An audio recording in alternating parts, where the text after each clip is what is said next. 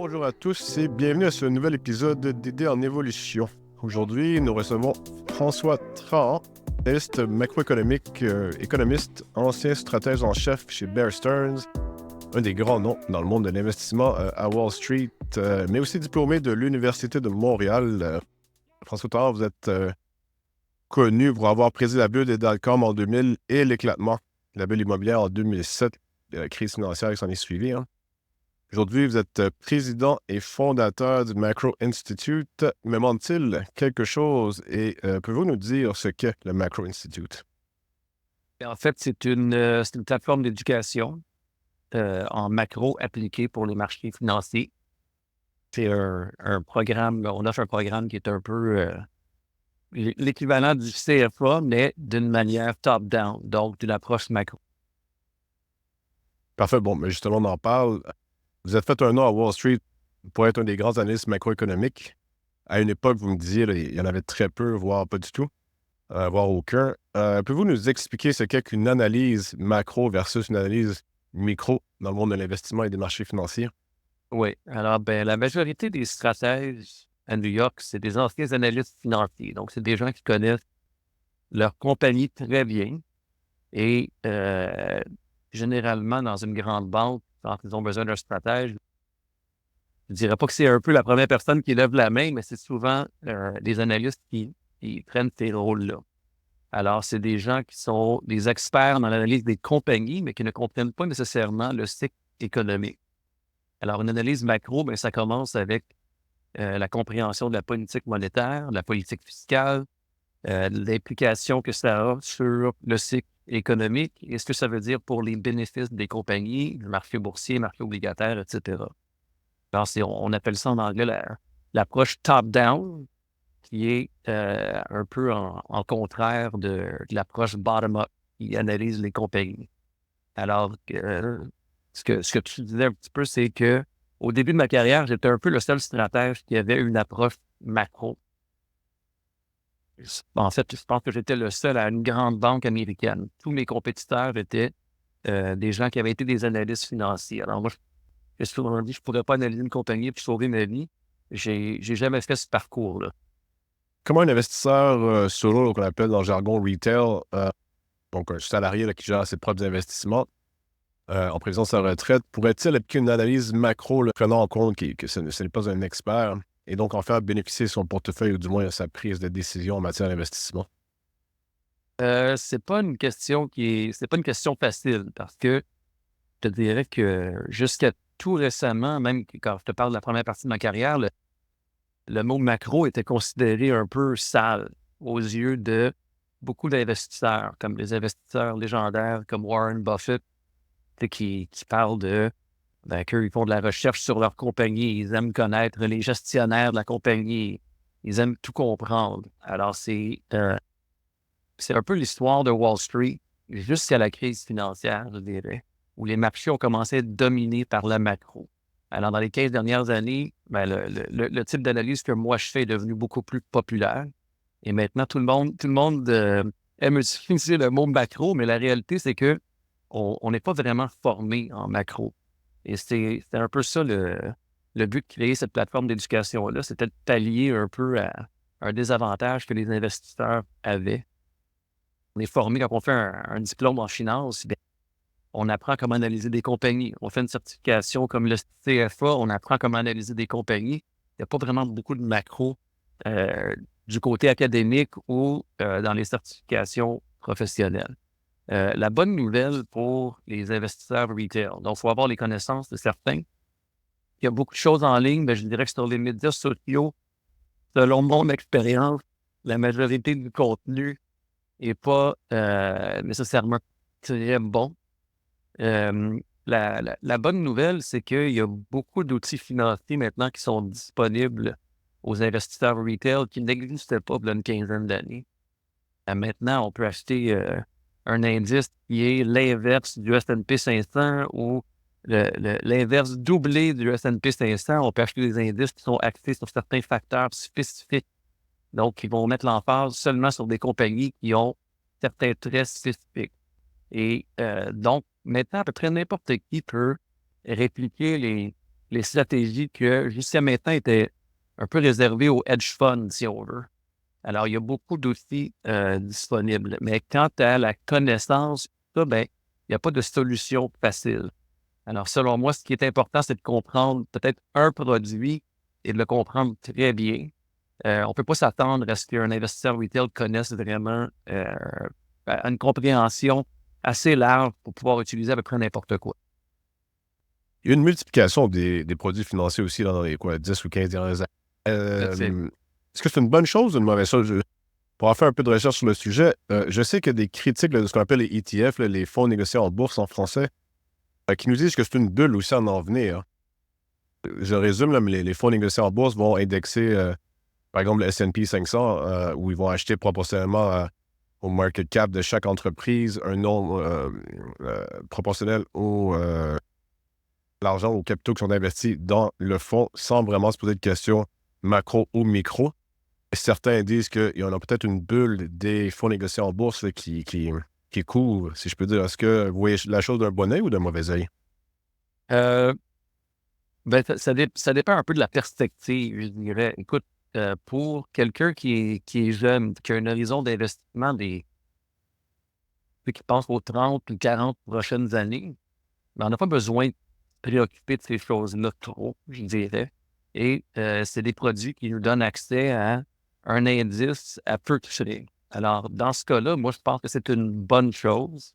Initialement, la majorité de ces produits-là ont été développés pour le milieu institutionnel, principalement les hedge funds, mais ils ont été adoptés par beaucoup d'autres investisseurs. Alors, il y a vraiment deux côtés de la médaille quand on a une discussion là-dessus, mais c'est certain que il y a tellement de produits, il y en a beaucoup qui ne sont pas liquides, en fait. Alors, c'est probablement la première chose à regarder, c'est est-ce que j'achète quelque chose que je vais être capable de vendre quand je vais vouloir le vendre? La crise financière nous a rappelé l'importance de la liquidité dans les investissements. Alors, selon moi, c'est la première chose, parce qu'il y a 1000 produits qui répliquent la même chose en bout de ligne, mais il y en a seulement 3 qui sont vraiment viables, parce qu'ils ont assez ils ont assez de liquidité pour qu'on puisse acheter sans que ça ait un impact négatif sur le prix. Et juste avant qu'on passe à la prochaine section, pouvez-vous nous donner un exemple rapide d'une analyse macro? Si on prend l'environnement actuel, si on peut dire, Mhm. quels seraient les éléments que vous prendriez en compte et comment est-ce que vous établiriez des liens entre eux? OK. Alors, bon, depuis la fin des années 30 aux États-Unis, c'est pas tellement différent au Canada ou dans tous les pays développés. Il y a une variable qui a une plus grosse influence sur les cycles économiques que les autres et c'est les taux d'intérêt. Donc, je te dirais que pour toutes les économies de consommation, donc toutes les économies développées, puis les États-Unis, c'est un peu l'extrême parce que 68 du PIB vient de la consommation. Alors, les taux d'intérêt déterminent à peu près tout ce qui va arriver au niveau de l'économie. C'est sûr que la politique fiscale, il y a d'autres influences qui vont jouer également, mais en bout de ligne, quand la Fed coupe les taux, mais on sait que l'économie va probablement être en reprise. Quand la Fed hausse les taux, on sait qu'éventuellement, on va avoir un ralentissement. Maintenant, la chose importante, c'est de comprendre que ça prend beaucoup de temps. On parle de 2 ans à 2 ans et demi avant de voir l'effet d'une hausse des taux de la Fed sur l'économie. Et selon mon expérience, c'est trop long pour l'investisseur typique. Ils ont beaucoup de temps pour se convaincre que cette fois-ci, c'est différent. Ça ne fonctionnera pas pour telle ou telle raison. Et ça, Les je mots dirais les que c'est plus une dangereux. constante. Oui, c'est ça. Mais je te dirais que c'est une constante que j'ai vue à la fin de tous les cycles de la Fed, que ce soit à la hausse ou à la baisse. Je me souviens en 2009, personne ne pensait qu'il y aurait une reprise éventuelle malgré tout le stimulus que la Fed avait mis dans le système. Et je dirais que c'est un peu la même chose en ce moment. Tout le monde pense qu'il n'y aura pas de ralentissement économique parce qu'ils ont haussé les taux et il ne s'est rien passé. Mais c'est à peu près tout le temps comme ça. Alors, selon moi, je suis habitué de voir qu'à la fin de hausse des taux, tout le monde s'attend à ce qu'il y ait un soft landing. Je dirais que c'est à peu près normal, hein. Parfait. Je résume les 15 dernières années économiquement ici. Nous sommes passés proche d'une dépression similaire à celle de 1929 avec la crise de 2007-2009. Nous avons vécu une rehausse des marchés de l'économie contre toute attente, essentiellement depuis 2009, comme vous venez de le mentionner. À l'exception de la récession éclair causée par la pandémie, nous sommes ensuite passés, et je cite ici, des plus bas taux d'intérêt en 4000 ans. Fin de la citation, c'est ce que Jim Grant, analyste de Wall Street, disait tout au long des années 2010 jusqu'à tout récemment. Pour ensuite vivre une remontée spectaculaire des taux à 5 les plus élevés depuis 2007, donc depuis la dernière crise, et ça à un niveau de dette publique largement plus élevé. Et malgré ça, les marchés financiers aujourd'hui fracassent des records malgré les taux très élevés et au moment où on semble entrer dans une période de baisse de taux. Est-ce qu'il me manque un événement important là, sur la même période? Mais il y a eu plusieurs crises qui se sont passées dans les années 2010. On a eu la crise en Grèce en 2015. On a eu quelque chose de similaire en Espagne, en Italie, etc. Donc, c'était un peu le hangover de la crise financière.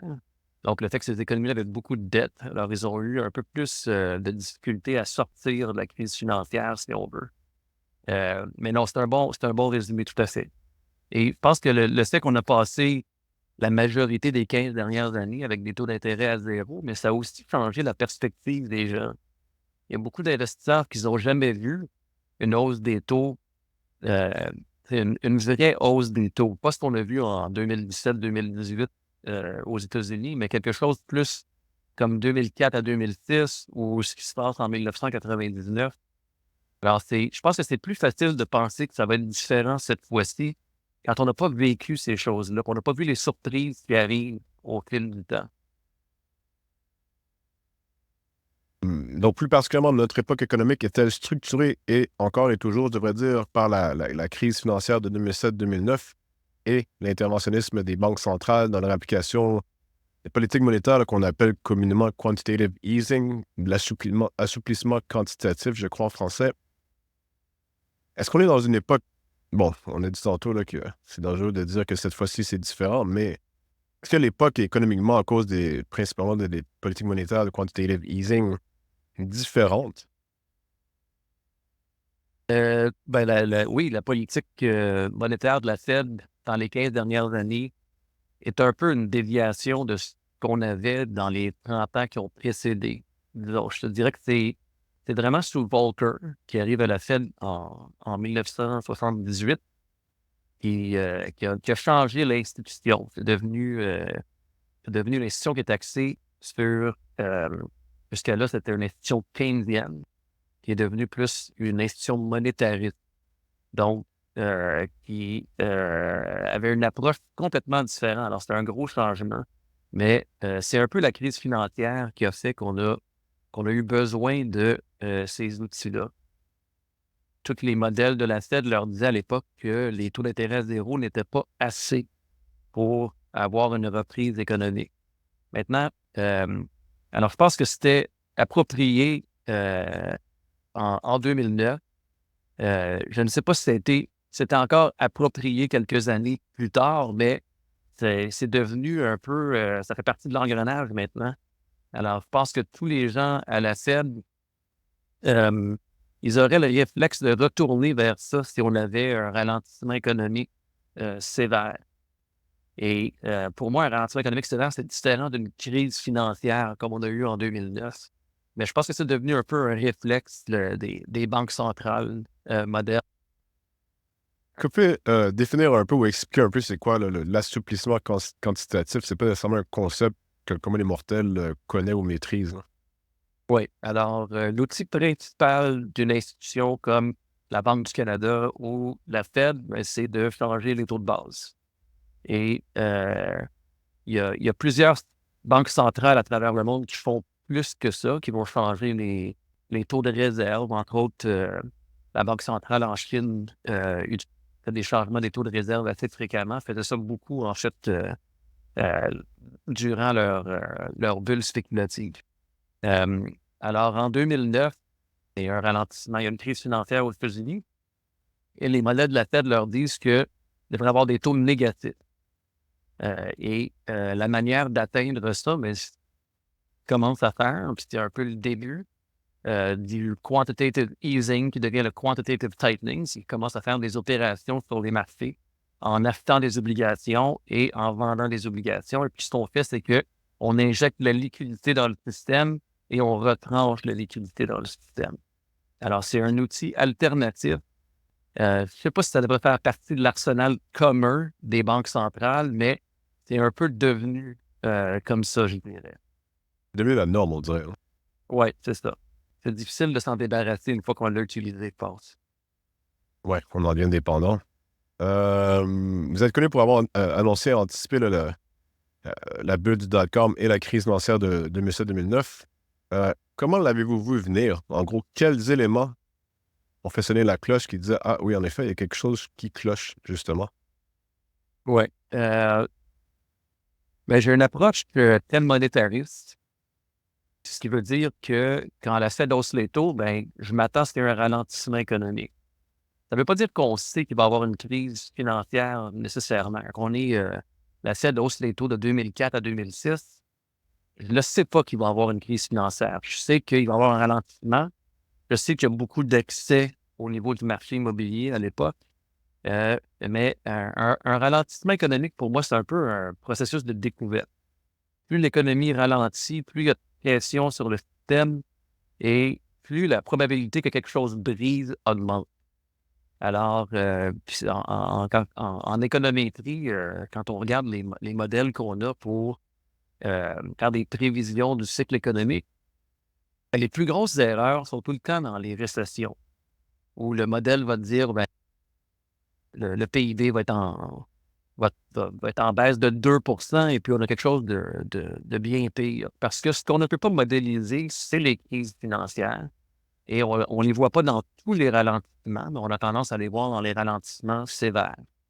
Alors, c'est pas comme si à la fin du cycle de la Fed en 2006, c'est pas comme si je savais exactement ce qui s'en venait en 2009. Je savais qu'il y avait beaucoup d'excès dans l'économie américaine. Je savais qu'il y avait un ralentissement. Je ne savais pas que la firme pour laquelle je travaillais à l'époque disparaîtrait assez rapidement, Bear Stearns. Alors, j'ai compris au fil du temps que les risques étaient beaucoup plus sévères que la majorité des gens, mais il faut comprendre que je rédige des analyses pour mes clients toutes les semaines. Alors, c'est un peu une tête qui est en évolution dans ce temps-là. Attends, vous étiez encore chez Bear Stearns quand Bear Stearns a dû fermer les portes? Non, mais en 2006, quand la Fed avait fini de sa hausse des taux, Oui. j'étais encore là. J'ai quitté en février 2007. Donc, 13 mois avant la fin de Bear Stearns. Et personne chez Bear Stearns avait vu venir la chose, à l'exception de vous, bien sûr. Hein? C'est pas... écoute, ma dernière journée chez Bear Stearns, c'est pas comme si je savais ce qui s'en venait. Et puis, si quelqu'un m'avait dit que la firme aurait disparu 13 mois plus tard, je ne l'aurais pas cru, honnêtement. Je savais qu'il y avait beaucoup de risques, mais j'imaginais pas ce qui s'en venait complètement. Alors, et je suis persuadé que il n'y avait aucun collègue dans la bâtisse, je pense qu'il y avait 15 000 employés, des choses comme ça, et pensaient que le subprime était un problème parce que ça avait été une machine à générer des profits pendant des années. Alors, les gens avaient de la difficulté, c'est un peu ce qu'on appelle dans le behavioral finance, on appelle ça le anchoring bias. On s'habitue à quelque chose qui va bien et on a tendance à extrapoler. C'est un peu ce que les investisseurs font à la fin d'une hausse des taux. L'économie va bien et on extrapole que tout va bien aller pour toujours. Alors, c'était un peu un exemple parfait des surprises qui arrivent dans un ralentissement économique. Je lisais Market Mind Games, un livre de Denise Scholl, et elle parlait justement de la crise de 2007-2009, là, et ça m'est venu à l'esprit. Donc, vous étiez en train de décrire un peu l'époque. Vous l'avez vécu de l'intérieur, de toute évidence. Et elle disait, en fait, comment expliquer que certains analystes, une minorité, ont vu venir le crash, peut-être pas dans sa totalité, mais ont quand même compris que quelque chose de très mauvais allait se passer, et que l'immense majorité ne l'ont pas vu. Quand on y pense, ils avaient tous accès aux mêmes informations et aux mêmes données. Et, Shaw, dans son livre, n'explique pas la chose en détail, mais en grande partie, c'est que ces gens-là avaient un gut feeling, comme on dirait en anglais. Là. Instinctivement, ils regardaient les chiffres et ils disaient quelque chose qui quelque part qui ne fonctionne pas et c'est ce qui les a poussés à creuser la question et ce qui, au final, leur a permis d'anticiper la chose un peu. Ma question improvisée ici serait comment est-ce qu'on explique, c'est pas qu'en finance et qu'en économie, là, en sciences politiques, ce que j'ai fait, on a le même problème. Face aux mêmes données, les gens partagent les mêmes données, mais on en vient à des conclusions et des théories complètement différentes.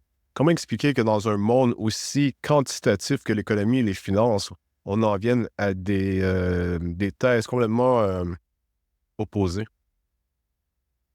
Il faut comprendre que, premièrement, il y a 20 ans, il y a très peu d'analystes macro sur Wall Street, comme on disait un petit peu plus tôt.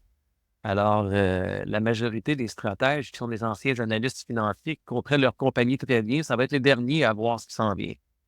Alors, je pense que ça, c'est le premier problème. Écoute, c'est certain que sur Wall Street, il y a beaucoup de pression à avoir une vue positive. Et c'est pas un environnement facile, hein. Je sais, bon, la Fed fait sa dernière hausse des taux, je pense que c'est juin ou juillet 2006, quelque chose comme ça. Alors, dans mon modèle à moi, je le sais qu'il y a un ralentissement économique qui va venir. Ça va prendre quelques années parce que les délais sont très longs.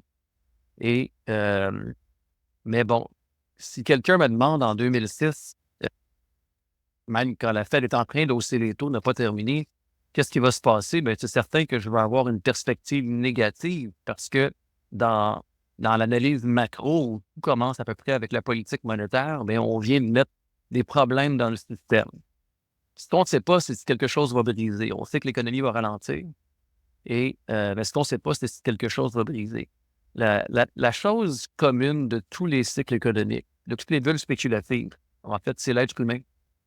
C'est l'être humain qui transigeait des tulipes en Hollande dans les années 1836, je crois. Ouais, Il à y peu avait la près. bulle des tulipes et c'est l'être humain qui est le point commun de toutes les bulles spéculatives.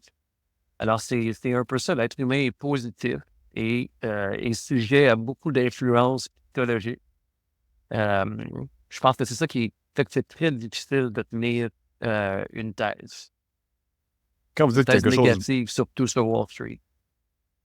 la thèse, parce que les fonds et les grandes institutions veulent vendre, en gros, leurs services et c'est toujours, ça se prête mieux quand on a une analyse positive ou bullish, comme on dit, sur les Tout à marchés. fait, oui.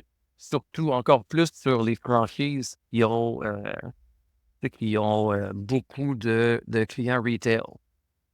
Alors, je te dirais que quand on regarde les grandes banques, celles qui sont beaucoup plus dépendantes des clients retail, ben, ils vont jamais avoir un stratège qui va dire quelque chose de négatif. Alors, Donc, il ne Bear faut pas leur Stearns, faire c'est confiance. pas comme si ma vie était très facile à l'époque parce que je sais qu'il y avait eu un meeting à demander pour décider si c'était de me congédier ou pas, mais c'était quand même une place à leur crédit. Ils m'ont laissé publier tous mes rapports, tout ça. C'est quand même une place où on pouvait avoir une opinion différente du reste de Wall Street. Il y a certaines boutiques où c'est simplement impossible. Donc, c'est pas vraiment une analyse indépendante qu'on a dans les papiers de recherche. Ouais, donc, faire très attention quand on lit les rapports de recherche, comme vous dites. Passons à la période actuelle. Les différentes banques centrales du monde ont commencé une baisse des taux d'intérêt là, après une hausse assez importante, comme on l'a mentionné, d'à peu près 0 à 5 là, je résume ici. Avons-nous vaincu l'inflation? Pouvons-nous nous attendre à une remontée de celle-ci en Amérique du Nord, après Canada et États-Unis principalement, là, mais mondialement aussi? D'une manière cyclique, oui, absolument. Et ce qui reste en ce moment, c'est ce qu'on appelle l'inflation de base, ou ce que les Américains appellent core inflation. Et ça, c'est un indice, c'est pas un indice précurseur du cycle économique, c'est complètement l'inverse. Aux États-Unis, c'est une organisation qui s'appelle le Conference Board qui détermine un peu euh, quelle donnée est un indice précurseur, quelle donnée est un indice coïncident avec le cycle. Et ils ont même une catégorie d'indices qu'ils appellent des lagging indicators. Donc, ce sont des données qui tournent après le cycle. Et l'inflation de base, ben, ça fait partie des lagging indicators. C'est un peu une des choses qui est frustrante quand on fait l'analyse parce que c'est un des, c'est une des données qui est très importante pour la Fed et on sait que c'est quelque chose qui tourne après le cycle. Et la Fed fait à peu près Et quand ils disent qu'ils sont dépendants des données, ils vont regarder comment les données vont évoluer, mais c'est pas exactement une organisation qui passe beaucoup de temps à faire des prévisions économiques. Ils sont pas très bons dans leurs prévisions historiquement. Et quand on dépend de données qui tournent après le cycle, ben, on va tendance à hausser les taux plus qu'on devrait et à les couper plus longtemps qu'on devrait. Et ce qu'on fait, c'est qu'on crée beaucoup plus de volatilité dans l'économie qu'on devrait vraiment avoir. Alors C'est moi, quand je même, pense que cycliquement, l'inflation, c'est terminé, ouais. c'est terminé. C'est quand même paradoxal, j'ai envie de dire, en ce qui a trait à la Réserve fédérale américaine, dans le sens où, je me rappelle plus exactement le nom, là, mais j'avais lu un article, le nombre de personnes qui détiennent un doctorat en économie ou en finance ou tout domaine relié à la Réserve fédérale américaine est dans les plusieurs dizaines, voire une centaine d'entre eux. Oh, Et pourtant, 297, le dernier chiffre que j'ai vu. ouais, ben, voilà, j'étais même pas proche. Imaginez 300 personnes, grosso modo, qui ont un doctorat, un PhD dans le domaine le plus pertinent qui est, et pourtant, on se dit, ils se trompent constamment. Comment expliquer ça? Euh, c'est pas facile. Alors, deux choses. Premièrement, la Fed de San Francisco a fait une étude en 2017 où ils ont analysé les prévisions de la Fed et ils ont conclu que la Fed n'était pas très bonne dans les prévisions économiques. Alors, c'est leurs mots, pas les miens. Donc, ils sont tout à fait au courant. Ce qui est triste, c'est qu'ils n'ont rien fait pour essayer de rectifier à ça. Je pense que c'est pas juste les économistes de la Fed, en fait, qui sont pas très bons dans leurs prévisions. Il y a beaucoup d'analyses qui démontrent que la majorité des économistes ont de la difficulté à avoir une récession qui est 6 mois devant nous. Et selon moi, quand j'essaie de réfléchir où moi j'ai appris à faire des prévisions économiques, c'est vraiment en économétrie. C'est en économétrie qu'on apprend, dans les modèles économétriques, qu'on apprend à faire des prévisions. Et la réalité, c'est que la majorité des économistes ne font jamais d'économétrie, ou très peu. Je pense que c'est quelque chose comme 2% des économistes qui ont un cours d'économétrie, mais qui ont quand même le titre d'économiste. Alors, je pense que c'est un peu un problème d'éducation en bout de ligne. Tout le monde pense qu'ils peuvent prévoir l'économie, mais ils n'ont pas les outils pour faire ça nécessairement. Et alors, je pense que c'est une des raisons qui explique un peu ce qui se passe à la Fed, mais en bout de ligne, ben écoute, c'est 12 banques différentes. La Fed, c'est un système compliqué. Ils publient souvent des articles contraires l'un à l'autre. Je me souviens l'an dernier, je pense que c'était la Réserve fédérale d'Atlanta qui a publié un papier qui disait que les lags typiques entre la politique monétaire et l'impact sur l'économie étaient plus courts que qu'on avait vu historiquement. Et une semaine plus tard, la Banque de San Francisco publie l'inverse. Alors, c'est pas très coordonné. Ouais, c'est ça, ça n'a aucun bon sens, mais c'est la réalité quand même. Alors, sont pas du tout coordonnés dans leur approche de recherche. Mais je pense qu'en bout de ligne, c'est un problème qui est plus que la Fed, tu sais, on le voit très visiblement, mais je pense que c'est un problème avec la profession d'économiste en général. Donc, ça ne s'applique pas à tous les économistes, mais à beaucoup qui ont simplement jamais été formés pour ça. Ben ouais, il y a peut-être une certaine liberté d'expression au sein de la Fed, dans le sens où tu vas avoir des opinions divergentes, au lieu d'avoir disons, un discours unique là, qui prend pas de risque, si je peux dire. Je sais qu'en ce moment, ce qu'ils nous ont montré au mois de septembre, c'est que leur modèle s'attend à voir que l'économie américaine va avoir une croissance de 2% l'an prochain, Qui est élevé 2% en quand même. 2026 et 2% en 2027. C'est quand même assez incroyable comme coïncidence, non? Alors, il n'y a pas beaucoup de science, selon moi, qui fait partie de ça, là. C'est un peu ça, là, tu sais, on va dire 2%, puis on va rester là-dessus pour les 3 prochaines années. Ouais. Comment dire? Est-ce qu'il y a des facteurs à regarder en termes de. Ouais, sur lesquels garder un œil, je devrais dire, en termes d'inflation, mais aussi en termes de croissance? Encore une fois, pour le commun des mortels, là, mais n'ayez pas peur là, d'aller dans le plus complexe. Ben, pour l'inflation de base, en fait, quand on essaie de faire une prévision de l'inflation de base, donc l'inflation de base, c'est une grosse corrélation avec l'inflation salariale. Et en fait, ces deux composantes, quand je parlais un peu plus tôt du Conference Board et de leur Lagging Economic Index, c'est deux des composantes qui en font partie. Alors, quand on essaie de faire un modèle qui nous aide à faire une prévision, que ce soit de l'inflation salariale ou de l'inflation de base, bien, ça commence tout le temps avec le marché de l'emploi. On essaie de trouver des variables qui nous disent si l'emploi est serré ou non. Et c'est ça qui nous permet de voir où l'inflation s'en va. Donc, mon commentaire original, quand je disais que l'inflation est terminée, c'est parce que à peu près toutes les variables sur le marché de l'emploi américain nous dit que les marchés ne sont plus serrés comme ils étaient il y a 2 ans. Et ça, c'est une recette pour l'inflation qui continue de ralentir Le marché de l'emploi, vous voulez graduellement. dire, hein? Oui, le marché de l'emploi, oui, c'est ça. Ouais. Donc, il y a plusieurs séries comme il y a des séries qui ne sont pas très connues, comme ce qu'on appelle le quit rate. Ça, c'est le quit rate, c'est le pourcentage d'employés qui démissionnent à chaque mois. Alors, les gens ont tendance à démissionner quand ils savent que c'est facile de se trouver un autre emploi. Donc, 2021, le quit rate, je pense, est à son plus haut niveau historique. Et puis là, il a baissé d'une manière dramatique. Et ça, c'est un indice précurseur de l'inflation salariale, de l'inflation de base. Et ce que ça nous dit, c'est que dans la prochaine année, bien, c'est ça qu'on fait. Alors, selon moi, cycliquement, l'inflation, c'est l'histoire du passé, c'est terminé. Et je pense que la Fed a été assez claire là-dessus au mois de septembre. Ils sont clairement retournés un peu à leur modèle typique qui est axé sur une chose et c'est l'emploi. Récemment, l'Arabie Saoudite a mis fin au système du pétrodollar qui durait depuis environ 50 ans et qui demandait là, que le pétrole soit acheté en dollars américains. Plusieurs voyaient la chose comme étant le modèle qui soutenait le dollar américain en termes de réserve mondiale. Entrevoyez-vous une dédollarisation de l'économie mondiale comme certains le prédisent? Non, je vois pas ça du tout à l'horizon, mais je disais que c'est un thème commun qui revient périodiquement, que j'ai vu au cours de ma carrière, probablement 4, 5, 6 fois.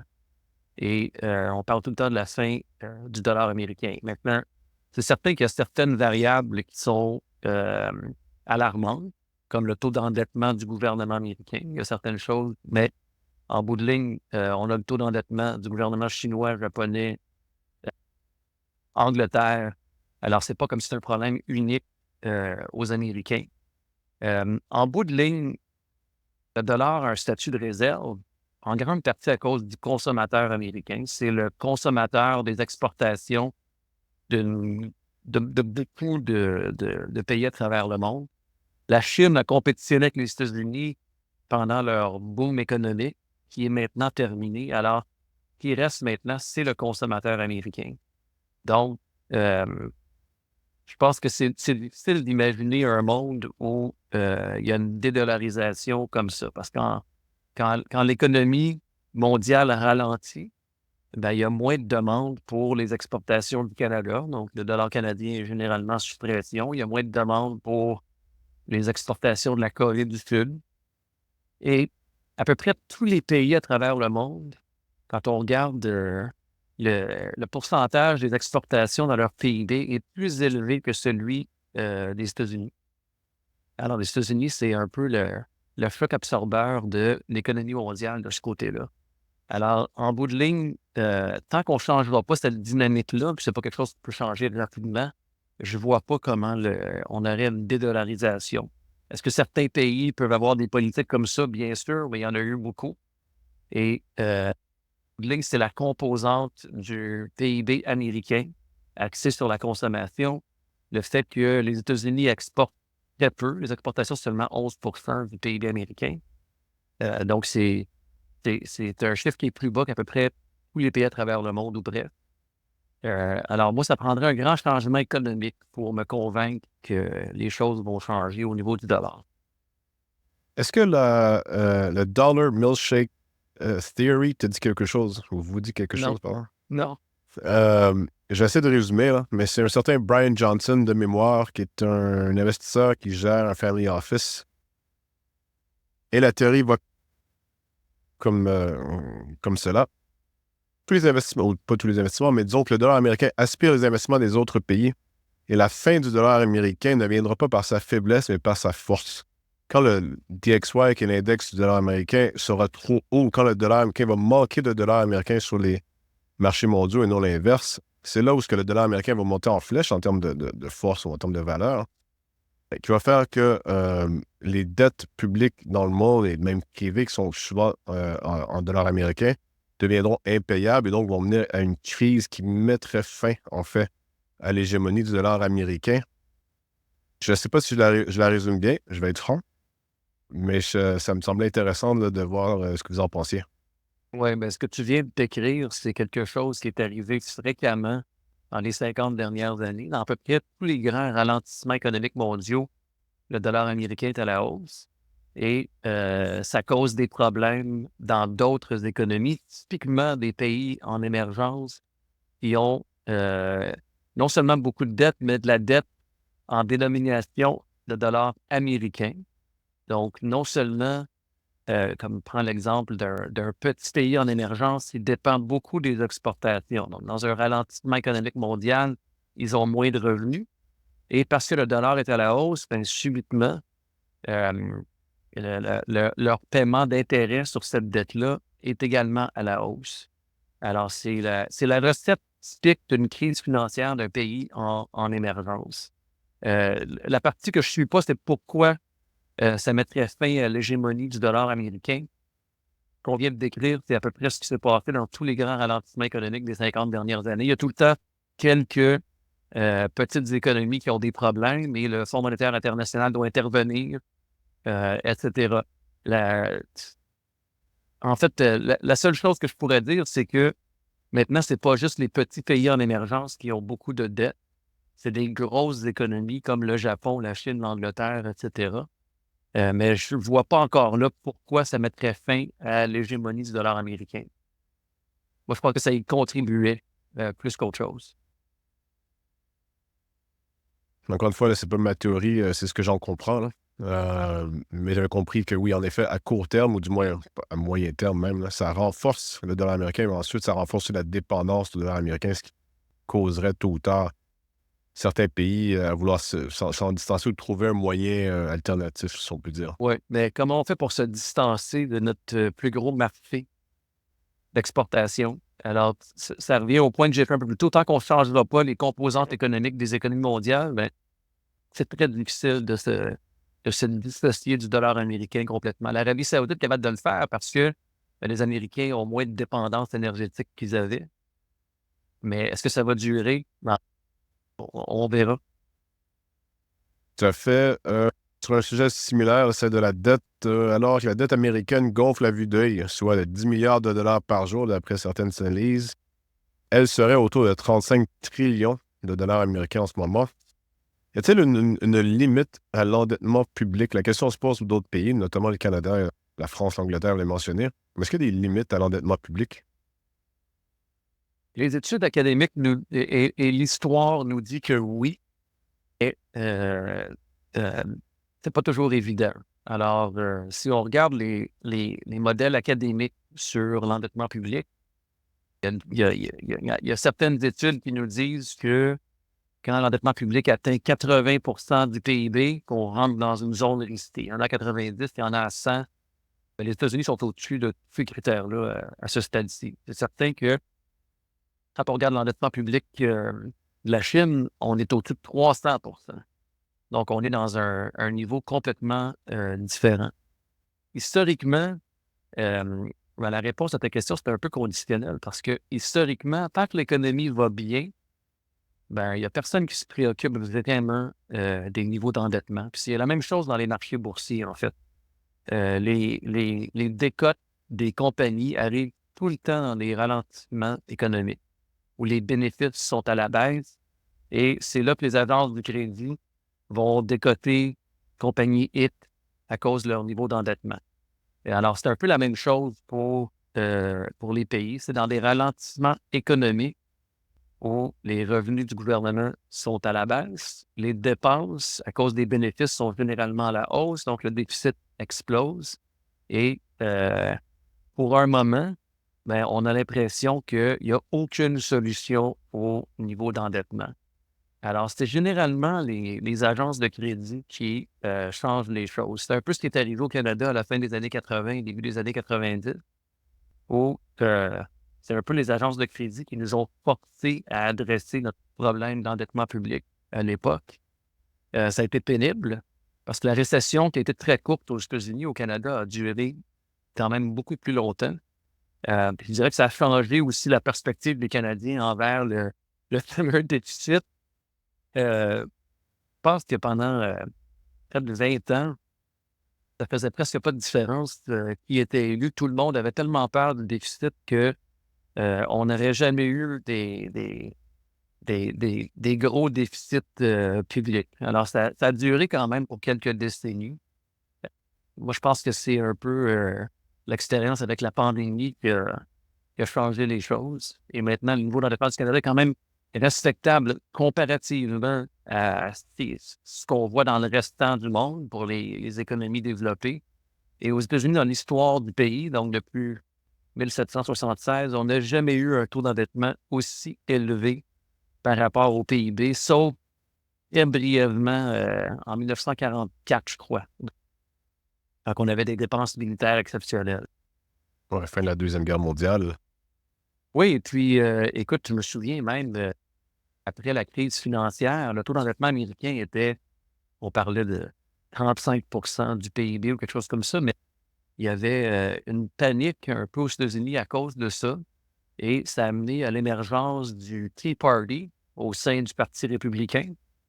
Donc, c'était l'obsession, c'était de balancer le budget. Ils ont fermé le gouvernement quelques fois sous Obama pour atteindre leur but. Alors, moi, j'ai l'impression que c'est un thème qui va revenir dans la politique américaine dans les prochaines années. Mais quel est le taux d'endettement américain en ce moment? On a dépassé 100%. Oui, on PIB, est un je veux petit dire, peu là. au-dessus de 100. C'est sûr que les données sont tout le temps rapportées avec un lag, mais à ce stade-ci, on est un petit peu au-dessus de 100 ouais, dépendant de quelles données on utilise. La Chine est à 300, le Japon, de mémoire, doit être proche de 250% de son PIB en Oui, termes de dette. à peu près dans ces données-là, oui. Donc, ouais. Ben, en fait, je peux me permettre une question improvisée, là. Que pensez-vous du Modern Monetary Theory, la théorie monétaire moderne qui dit qu'on peut, l'endettement public n'a Mhm. aucun incident, tout le temps aussi longtemps qu'on peut imprimer la devise avec laquelle on doit rembourser sa dette, donc imprimer le dollar américain pour rembourser une dette qui est dénominée en dollars américains, l'endettement public est absolument pas un problème. Et je résume encore une fois ici la théorie de façon très brève, là, c'est sûrement plus complexe que ça, mais somme toute. Oui. Si tu veux organiser un débat entre moi et un Daphne Carlton, je adepte pense. du MNT, ça va me faire plaisir. C'est d'un ridicule incroyable.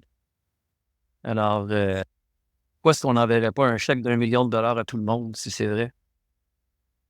Ben, ils défendent aussi l'idée du revenu universel. Hein. Tout ça fait partie d'un ensemble, si j'ai bien Oui, compris, là, c'est au sein ça, du MNT. exactement. Ben oui. Ben oui, c'est extraordinaire.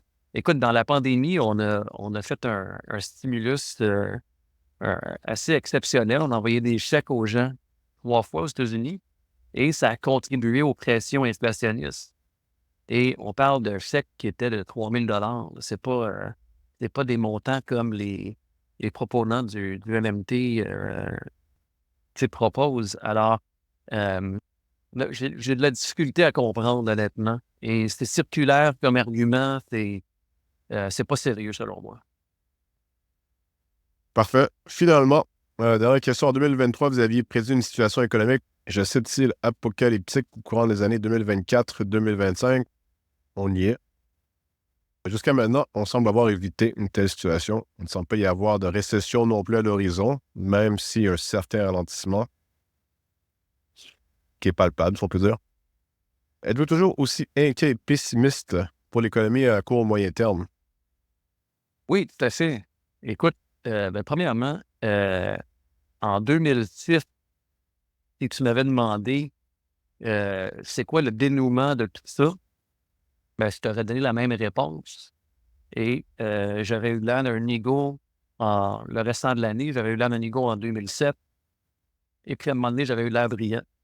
Et c'est un peu ça qui m'est arrivé. Alors, quand à la fin 2023, je me souviens plus de quand, mais on me demande c'est quoi qu'est-ce qui va arriver? C'est sûr que moi, j'ai une perspective très négative là-dessus. Je te dirais que à la même époque, ou une fois que je rédige des papiers, je réalise pour mes clients toutes les semaines, mon message aux clients, c'était que le marché était pour rebondir. J'ai fait 3 gros appels conférences là-dessus sur plusieurs mois. Les forces macro, ça bouge d'une manière très, très lente et on vient tout juste d'entrer ce que j'appellerais la période risquée. On a maintenant dépassé l'anniversaire de 2 ans de la première hausse des taux. Alors, historiquement, c'est là où les données commencent à changer. Et ils vont changer pendant encore 2 à 2 ans et demi après la dernière hausse des taux. Donc, on en a pour un bout. Et ça, c'est dans le meilleur des scénarios. Et donc, quand on regarde l'anniversaire, le deuxième anniversaire de la première hausse des taux, c'était au mois de mars cette année. Et comme de fait, le taux de chômage a commencé au printemps à monter un petit peu plus haut. Alors, il fait exactement ce qu'il devrait faire. Et il devrait continuer à être à la hausse pour encore 1 an et demi, 2 ans, 2 ans et demi, quelque chose comme ça. Alors, on entre dans la période risquée des marchés financiers. Alors, je n'ai pas une perspective très différente. Et comme je disais au début, c'est dans un ralentissement économique. C'est pas généralement les problèmes qu'on connaît qui sont les grosses surprises. On sait qu'on a un endettement public exceptionnel comparativement à ce qu'on a eu historiquement. On sait qu'il y a des problèmes avec le commercial real estate aux États-Unis. Ça ne veut pas dire que ça ne peut pas devenir sérieux, mais c'est des choses qui sont connues. C'est des choses qu'on ne connaît pas qui sont les grosses surprises. Donc, le subprime, quand je te dis que je quitte Bear Stearns en février 2007, il n'y a personne qui pense que le subprime est un problème. Puis même les premières rumeurs, c'est comme septembre 2007. Le marché n'est même pas encore à sa hausse. Puis on commençait à entendre des histoires de problèmes de liquidité pour certains papiers commerciaux, etc. Alors, c'est pas avant vraiment 2008 que le marché commence à débandade et que l'économie commence à avoir une approche très, très différente. Alors, je donnerais la même réponse aujourd'hui. Quand on parle du cycle au complet, absolument, ça va être... c'est un environnement très risqué où on est en ce moment. La bonne chose, c'est que la Fed a commencé à couper les taux. Alors, on peut commencer à penser à la reprise éventuelle, mais on parle de 2 ans à 2 ans et demi. Donc, on parle de 2026 très tard ou probablement plus 2027. La Fed a coupé les taux en 2007. On n'a pas eu de reprise économique avant vraiment très tard 2009. Alors, on est un peu dans le même bateau, si on veut. Il faut vivre le ralentissement avant de pouvoir vivre la reprise. Je suis curieux de, peut-être une dernière question, de connaître l'opinion d'un insider, si on peut dire, de Wall Street sur un film comme The Big Short. Mm-hmm. Qu'est-ce que tu as pu en penser? Je connais beaucoup Le livre, c'est un livre, soyons francs, c'est un livre qui a été transformé en film. J'avais un peu front row seat pour le Big Short, puis je connais beaucoup des investisseurs qui sont dans ce livre-là, dans ce film-là. En fait, j'en ai un qui est encore mon client à ce jour. Pas Michael Burry? Non, pas Michael Burry. Alors, écoute, c'est certain que c'est adapté pour être pour le cinéma, mais c'était... D'un côté, il y a certaines choses qui sont exagérées. D'un autre, il y en a que c'est l'inverse. Il y avait des situations absolument extrêmes. Ah oui, absolument. Tout à fait. Oui. La réalité était pire, ou du moins moins exagérée que plus exagérée que le film, je peux dire. Sous certains... Oui, oui, absolument. Ça dépend des choses dont on discute, mais oui, tout à fait. Tout à fait. C'était extrême. Wow. Avez-vous des recommandations de films financiers plus intéressants que d'autres pour ceux qui veulent commencer leur initiation au marché, si on peut dire? Oui, c'est un peu gênant, mais celui-là, je pense qu'il est très bon. C'est quoi? C'est Margin Call, qui est l'autre aussi. Ah, très bon aussi, oui. Oui, il est très bien fait. C'était gênant un peu, mais tu sais que j'ai jamais vu le film Wall Street. Tout le monde est surpris quand je leur dis ça, que j'ai jamais vu le Martin film Sheen. Oui, c'est ça, avec Martin Sheen. Puis je pense qu'à ce moment-ci, je suis mieux de pas le voir, je pense. Ah, ça se pourrait, ouais. Je l'ai peut-être vu, là, mais honnêtement, je m'en rappelle plus. Ouais, mais je pense que Je sais pas. c'est au début des années 90, quelque chose comme ça, là. Donc ça date Exact. quand même d'une période très, très différente. Tout à fait. François Tarrant, merci beaucoup. Et mot de la fin, peut-être? On se croise les doigts que le ralentissement économique va être doux et qu'il n'y aura pas trop de surprises. Où est-ce qu'on peut trouver le Macro Institute? C'est themacroinstitute.com. Parfait. Merci beaucoup. Au revoir. Merci bien.